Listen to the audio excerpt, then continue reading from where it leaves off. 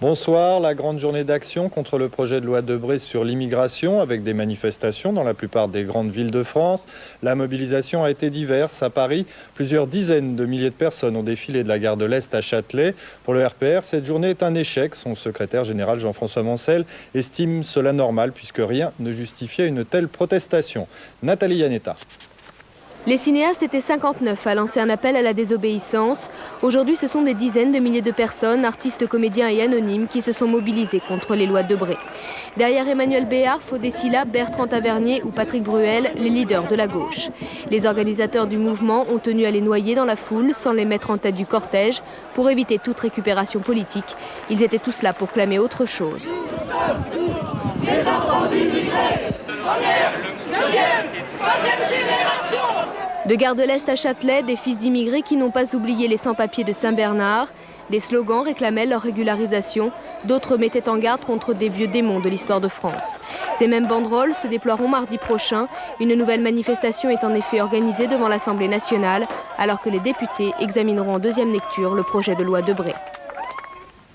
Toute la région de Boulogne-sur-Mer en état de choc après l'annonce de l'assassinat de Peggy, Audrey, Amélie et Isabelle. Les deux assassins présumés ont été mis en examen. Ce sont tous les deux des récidivistes et cela relance le débat sur la prévention des crimes sexuels. Ce devait être la ville aux enfants, aujourd'hui, fête annuelle de la commune d'Outreau, dans le Pas-de-Calais. Mais c'est là qu'habitaient Amélie, Peggy, Isabelle et Audrey. C'est donc une journée de deuil qu'ont vécu les habitants. Une manifestation silencieuse, malgré quelques slogans vengeurs. Le maire lui rejette tout débordement. Je m'oppose formellement à ce qu'il y ait la moindre récupération de qui que ce soit. Et s'il y a la moindre banderole qui sort, s'il le faut, j'irai moi-même l'enlever. Ça, il n'en est pas question. La colère des habitants de Boulogne-sur-Mer a grondé également.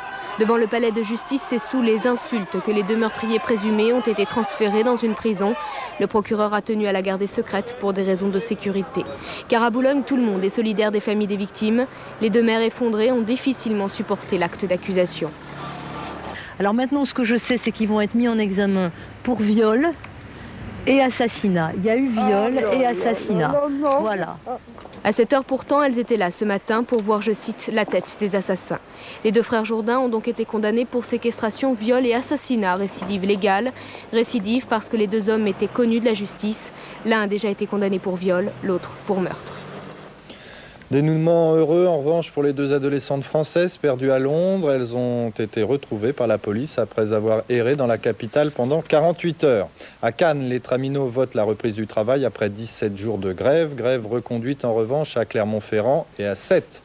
À l'étranger, en Chine, la transition se fait en douceur. L'armée aujourd'hui a fait acte d'allégeance à Jiang Zemin, le nouvel homme fort. La dépouille de Deng Xiaoping a quitté la maison familiale pour être transférée au cimetière de Pékin, réservé aux héros de la Révolution. Le corps sera incinéré lundi.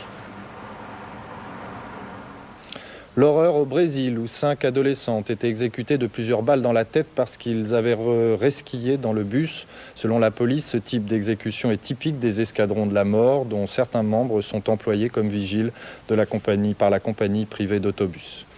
On passe au sport. Rugby, il y avait une cylindrée d'écart entre Brive et Auckland cet après-midi. Une supériorité à l'image de cet essai marqué par l'ailier fidjien Vidiri. Surpuissance et efficacité. Une leçon sanctionnée par un score sans appel de 47-11. En ski, la joie de Luc Alphand à Garmisch-Partenkirchen. Après le Super G hier, il a remporté la descente aujourd'hui et conforte ainsi sa position en tête de la Coupe du Monde.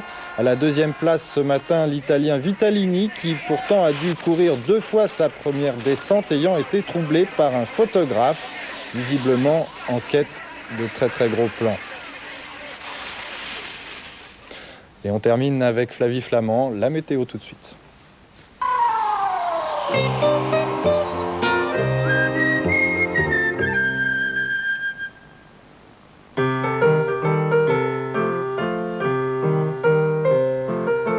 Euralliance Assurance, retraite, placement, prévoyance.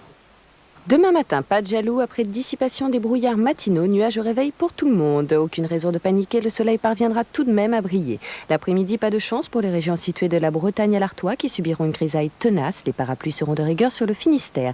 Les vents atteindront 80 km/h en rafale près des côtes de la Manche. Douceur rime avec bonne humeur, les maximales seront comprises entre 11 et 18 degrés en passant par 15 à Paris.